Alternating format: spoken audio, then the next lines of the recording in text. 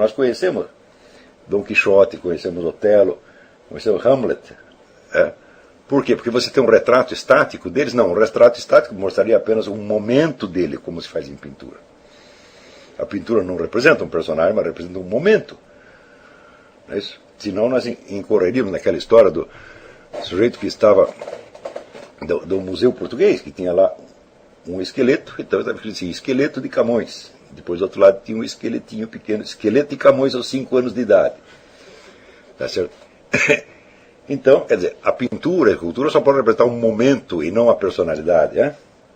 Às vezes o pintor consegue mostrar, insinuar de longe algo de uma tensão interna, mas é apenas a tensão, vamos dizer, remotamente insinuada. A verdadeira representação do personagem não é uma descrição, mas é um drama.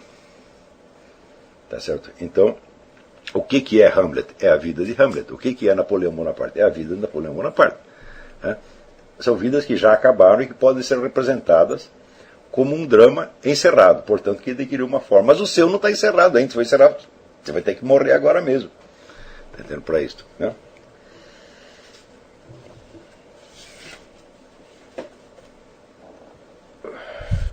Aqui, o Eduardo pergunta, qual é a relação entre a questão da autoimagem que eu estava colocando e o exercício do necrológico? Note bem, o necrológico é a sua autoimagem ideal, é aquilo que você tenta ser. Tá certo? Portanto, ele não é uma autoimagem atual. Né? Ele está numa tensão com a autoimagem atual. Tá certo? Esta imagem ideal, por sua vez, ela mudará com o tempo. Mesmo que ela não mude em substância, ela vai mudar na tonalidade, vai mudar nas qualificações que você coloca ali. E acontece, e com o tempo, quer dizer, por incrível que pareça, esta imagem ideal ela se empobrece. Quanto mais você se aproxima de realizá-la, mais ela se empobrece. Tá certo? Isso só quem passou dos 60 de idade, que tem uma vida pelas costas, que pode dizer isso aí. Alfredo de Vigny dizia que uma grande vida é um projeto de juventude realizado na idade madura. Então eu posso assegurar a você que o que eu estou fazendo aqui é exatamente o que eu planejei fazer na minha adolescência. Quer dizer, de certo modo, vamos dizer, o meu plano de vida, a minha meta de vida, ela está sendo realizada agora, não é mais uma meta, ela é uma luta atual, tá certo? Efetiva, quer dizer, não é uma coisa que eu pretendo fazer no futuro, tá certo? Então, quando isso acontece, esta imagem, ela não, o que você está sendo agora não é uma autoimagem sua, a sua autoimagem se empobrece, porque você já está pensando no lado de lá, no após a morte. Então, o que você deseja? Eu estava falando, o que eu desejo hoje? O que eu desejo ser? Eu digo, eu só quero o perdão divino, só isso que eu quero. Aquilo que eu queria ser, eu já estou sendo. Então, isso não é mais um objetivo, não é mais uma meta. É um dever é um dever atual que você tem. Está compreendendo? E o que você quer já é uma outra coisa. Então é por isso que esse necrológio não é a autoimagem. Você está entendendo? Ele é, de certo modo, um elemento antagônico à autoimagem. Tá certo? Você vai ter que criar uma tensão, uma luta entre o que você quer ser e o que você está sendo. Tá certo? Mas você não pode transformar esta autoimagem ideal num tribunal para você se acusar, porque isso não é um tribunal, isso é um projeto. Você não tem a obrigação de ser tudo aquilo agora, você está indo para lá e você tem que descobrir os meios de você chegar lá. Está compreendendo? Se você pega o seu eu ideal e o transforma num código penal à luz do qual você vai ser julgado, tá certo? Em primeiro lugar, que você para a realização do projeto. Está entendendo?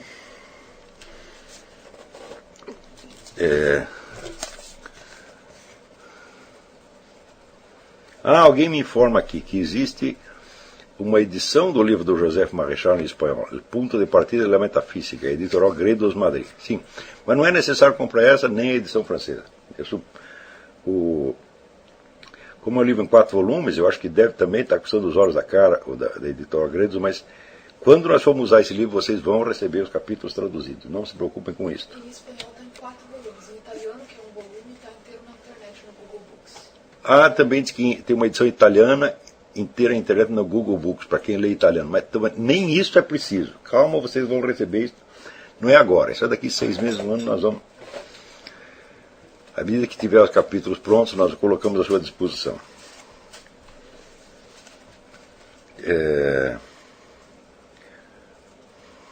Vamos lá.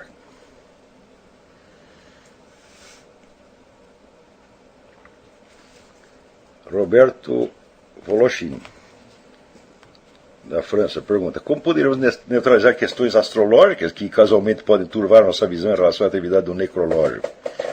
Muito bem, as determinações astrológicas que nós só conhecemos como, pelo menos eu só conheço como uma hipótese ainda muito mal descrita, tá certo? Elas só podem pesar sobre o ser humano como pesam todas as demais determinações, vamos dizer, genéticas ou sociais, etc, etc. Tá certo? Com a diferença de que, segundo a minha hipótese, note bem, não posso assegurar nada disso aí, esse fator astrológico, ele não é propriamente uma limitação, tá certo?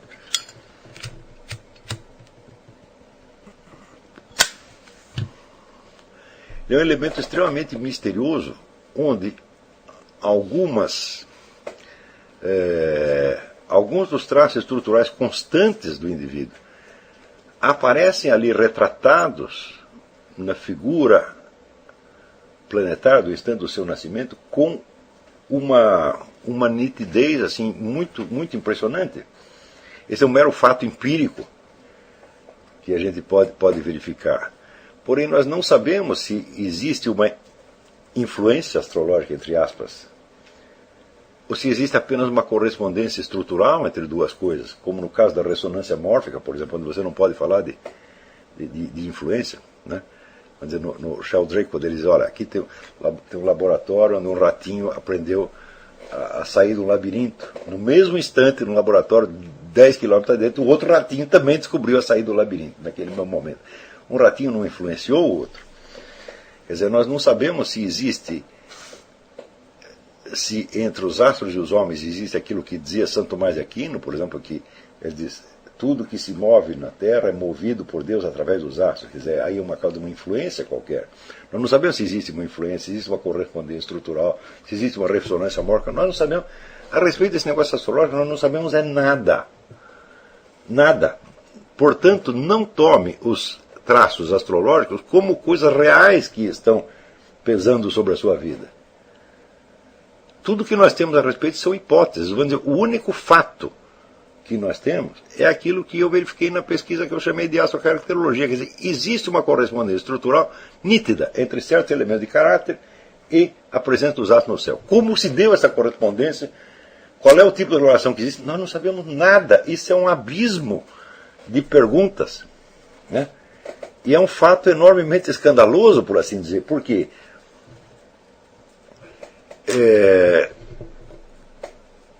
Ninguém tem ainda os instrumentos para lidar com este problema. Então as pessoas ou se escandalizam, ou elas criam um culto em torno dessas coisas, ou elas negam tudo, quer dizer, reagem como crianças em fatos de fenômeno, né? Tanto os astrólogos quanto os inimigos da astrologia, né? Eles não sabem o que fazer com esse fato. Sem contar um outro fator que interfere aí, que é que esta linguagem astrológica, esses elementos astrológicos foram exaustivamente usados por sociedades secretas, sociedades ocultistas, etc., etc., com a finalidade de ter influência sobre os seres humanos e de, vamos dizer, regular a seu modo o curso da história para obter os objetivos messiânicos nos quais eles acreditam. Ou seja, a quantidade de charlatanismo e de mentira que existe nisso é monstruosa. Monstruosa, de parte a parte. Então, eu recomendo, Roberto, que você não tome esse fator astrológico como uma coisa real que está pesando sobre você. Porque nós não sabemos se ela sequer sabemos se ela é um fator em si, ou se ela é apenas um indicador de outros fatores. Está compreendendo?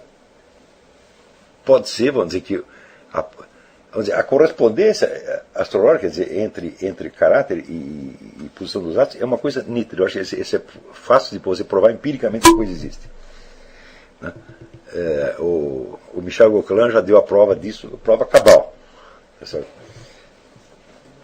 Porém, nós não sabemos se existe um fator astrológico pesando sobre você, ou se o fator astrológico é como se fosse, vamos dizer, um indicador. Por exemplo, se você faz um eletrocardiograma, tá certo? E lá mostra que tem um problema, bom, não é o eletrocardiograma que está lhe fazendo mal. Ele é um indicador de um outro problema que não tem nada a ver com aquela máquina, tá entendendo? Então, pode ser que a tal da influência astral, entre aspas, seja nada apenas isto, seja apenas um indicador de outras coisas. O fato é que nós não sabemos. Então, não tome este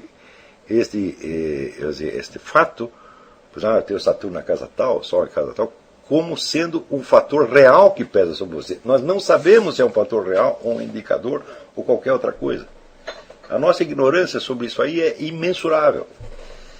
E tanta é a ignorância que, vamos dizer, quando nós não sabemos nem os rudimentos de como colocar um problema, tá certo? Nós tomamos posição a esmo, tá certo? E tentamos nos defender da nossa própria ignorância através da proclamação afirmativa ou negativa de alguma coisa.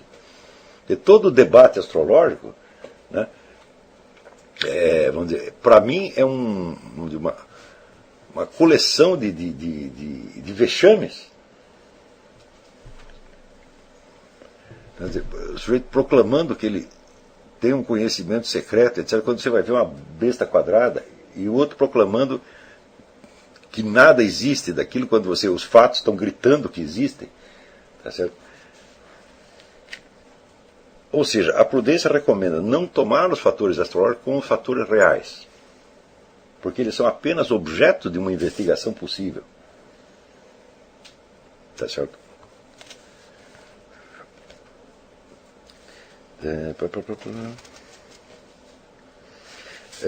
Aqui o Clóvis Barbosa pergunta: li essa semana o texto Considerações sobre o Seminário de Filosofia e prestei bastante atenção ao ponto que o senhor discorre sobre a aquisição das técnicas indispensáveis para o exercício da vida intelectual, estabelecendo a importância medular do trabalho com as transcrições. Por isso veio tentando trabalhar-nas até o ponto de convertê-las em exposições sistemáticas e coerentes. Porém, isso trouxe tantos problemas, revelou tanta dificuldade que me levaram quase ao desespero. E aqui está a minha pergunta: a dificuldade na assimilação de conteúdos é um empecilho à vida erudita? Fala, não, exatamente. Essa dificuldade e esses empecilhos são a vida erudita. Vencê-los um por um, meticulosamente, com toda a paciência do mundo, é a própria vida erudita. Né? Note bem, eu assisti um curso em tal lugar e eu quero documentar esse curso. E eu tenho então o quê? Uma gravação do curso. Mas na gravação aparece uma série de elementos. Primeiro aparece uma série de elementos estranhos, não é isso? Ao conteúdo do que o sujeito está querendo transmitir. Né? Você tem ruídos, você tem os lapsos de linguagem que ele cometeu, você tem interferência da plateia, você tem o zumbido do mosquito, você tem o defeito do gravador, você tem tudo isso. E por outro lado tem uma série de elementos faltantes, que é elementos que o expositor deixou implícitos, tá certo? Ou que, embora ele, sabendo perfeitamente a coisa, na hora não lhe ocorreu a expressão verbal adequada, tá certo? Ou que ele simplesmente esqueceu de mencionar. Então, você quer para ver, em primeiro lugar, o que você quer documentar. Quer dizer, eu quero documentar materialmente o que aconteceu no dia tal, tal, tal. Então, daí você vai ter que botar todos os zumbidos, os defeitos do gravador, etc, etc. Né? Como se faz, por exemplo, numa transcrição de grampo, né? na polícia. Você tem que colocar todos os ruídos, etc., porque aquilo pode ter alguma importância para a investigação policial. Ah, não é isso que você quer fazer. Eu quero documentar, vamos dizer, uma exposição dialética que o sujeito fez. Então você vai ter que, de certo modo, complementar as partes faltantes e excluir as partes sobrantes. Tá certo? Então, existem vários exemplos de como isso foi feito. Por exemplo, as famosas lições sobre a história da filosofia de Hegel, que é um livro em três volumes, né? Que é um negócio absolutamente brilhante. Mas tão brilhante quanto o texto foram os camaradas que trabalharam as exposições. Naquele tempo não tinha gravador, aquilo era anotado à mão, na hora, e tinha várias versões diferentes, alguém tinha que juntar aquilo e tirar uma coisa coerente e que, além de ser coerente em si mesmo, fosse coerente com o que Hegel dizia nos seus outros livros. Né? Isto aí, meu filho, você não avança mais de uma página por dia. Quer dizer, um trabalho desse pode levar anos. Você vê aqui o Eric Fögelen, tem alguns os textos finais das Collected Works, são todos transcrições de aulas. Aquilo levou 10 anos, com muita gente trabalhando em cima, para você ter um texto que fosse cientificamente confiável. Essa dificuldade não é a sua, Clóvis, a dificuldade é da coisa mesma. Tá certo? E aprender a vencê-la é adestrar-se num elemento importantíssimo, tá certo? da vida erudita, que é, vamos dizer, a criação do documento confiável. Eu sugiro que vocês exercitem isso com esta própria aula, por quê? Porque aqui está, o expositor está vivo ainda, graças a Deus, pretendo permanecer vivo pelo menos mais 2 minutos, tá certo? Que pode ele mesmo, né, corrigir muita coisa. Corrigir não só porque, vamos dizer, a transcrição está errada, mas porque ele mesmo pode corrigir não a sua transcrição, mas corrigir-se a si próprio. Tá certo? O que é um negócio que nós não temos, por exemplo, nas transcrições do Mário Ferreira dos Santos. Mas que apesar de impressas, ainda continuam numa bagunça formidável, ao ponto de às vezes se tornar ininteligível.